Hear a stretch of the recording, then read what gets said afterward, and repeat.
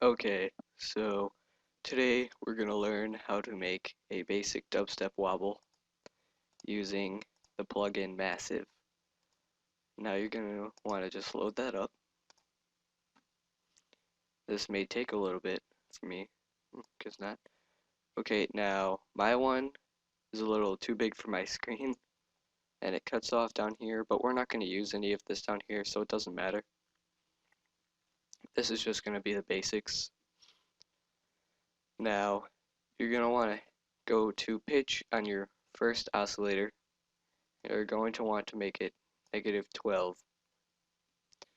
You're going to want to turn the WT position about here for now. We'll experiment with that later. You can mess around with it.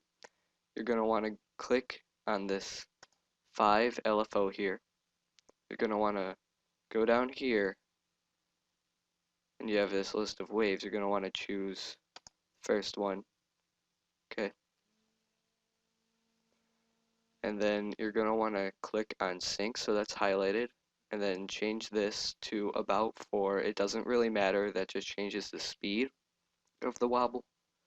I just chose 4 for now. And you're going to want to click these little 4 arrows here. Going to click and drag that up and drop it in this first box on the left on your WT position. And we're going to click and drag the 5 up until it's about there. And then you're going to want to click on this little down arrow here. You're going to choose Modern Talking. And the sound you get from it sounds kind of like that vowel bass that Skrillex uses and all those other people. And see, you can just mess around with the filters, like see here, you're gonna, well, before you change anything in here that you're gonna mess around with, you're gonna want to make sure oscillator 1 has this turned all the way up to F1, so all the sounds and changes you make here affect what happens here. Because if you don't do that, then all the changes you make here, you won't hear anything, because this isn't affected. So you're gonna want to turn this all the way up.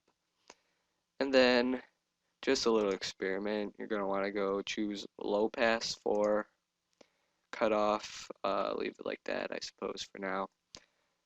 Put the 5 in here, and then turn this up. And you get this kind of lower sound. It's deeper, and you know, if you just mess around with the cutoff and all that,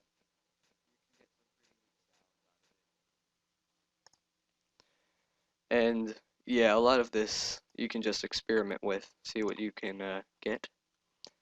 And this has been how to make a basic dubstep wobble in Native Instruments Massive. Goodbye.